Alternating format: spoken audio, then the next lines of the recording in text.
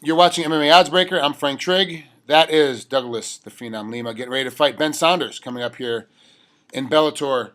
Doug, how you doing, bud? Doing great, man. Training is good. Getting the weight down. Feeling good for this fight. Okay, what's different about Ben? What's been going on with Ben that makes this fight a little bit different than any other fights you've had? Um, well, man, I think it's improving. Every day, every fight. Um, I think I feel like I've improved well since the last time. But just another fight, man. Feel good, feel ready. Not really worried about what he's changed or what he's gonna do different this time. But I'm ready for whatever comes, man. I'll be ready for it. What have you done differently in this training camp? Man, basically the same. Train a lot more wrestling. Ever since that loss to Ben Askren, actually, I've been training a lot of wrestling. But basically the same. A lot of Muay Thai, clinch, Jiu-Jitsu. Just preparing for everything. So wherever the fight takes place, I'll be ready to fight him there. Who's the wrestling coach up there at Atlanta American Top Team? We got a couple of guys. Jeff Bedard usually runs the class. He's a really cool guy. He does a lot of stuff. Raymond Jordan usually go there. A little bit. He's actually going back to wrestling now, so he hasn't been in camp a lot. Okay. But whenever he can, he goes and help out. And a lot of guys, man. Who are your main training partners for this one? Man, my brother. Always your brother. That's a given. Like you don't have to say him anymore because we always know where's Douglas, there's Diego, where's Diego, there's Douglas. It's just how it works. Like you two are always together. It does. Every camp is there, and I'm there for him. He's there for me. We train together a lot. Jucão, he's coaching me and being really one of my best training partners here because, man, the man's tough everywhere. He's helping me out a lot. Him, Brian Stan, again, he's still there training even though he retired.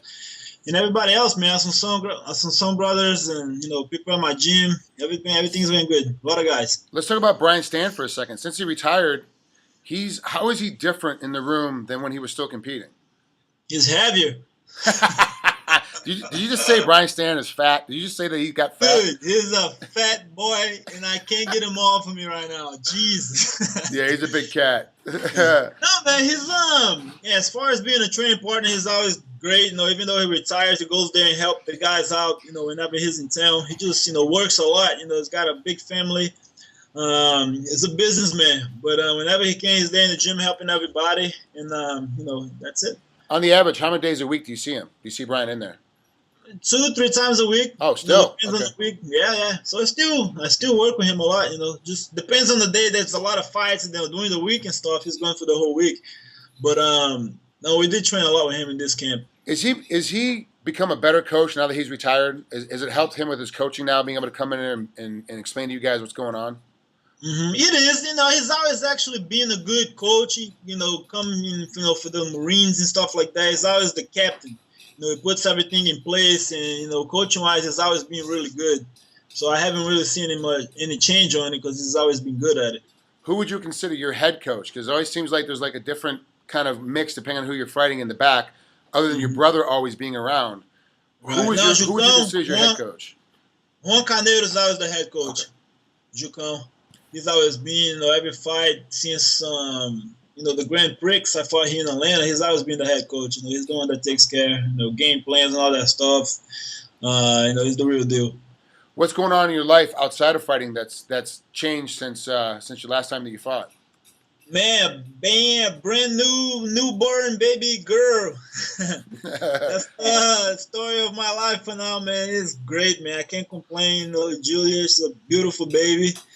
The fiance, keeps her at night so I can, get some sleep while I'm doing this camp. So, man, no complaints. Just happy with everything, man. What's your fiance do? Is she stay at home or is she working again? Yeah, she stay at home. She stay at home for now. I told her, man, now that we have the baby, just stay at home, take care of her, cook for me.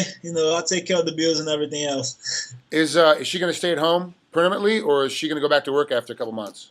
Nah, she's gonna go back to school later on. She's still gotta finish school and stuff.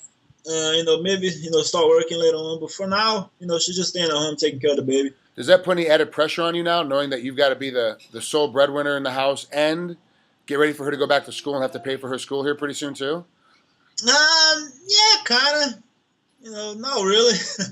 I'm Yeah, I don't stress with everything, with anything. So, man, whatever comes is, it's gonna happen either way. So I can't be stressed out, about anything. I just worry about my training camp. I'm ready for the fight. I'm not having any injuries, and that's all I care. And of course, providing, for my Yeah. girls right now. And that's the main thing. So it's gonna make me fight harder, train harder. You know what I mean?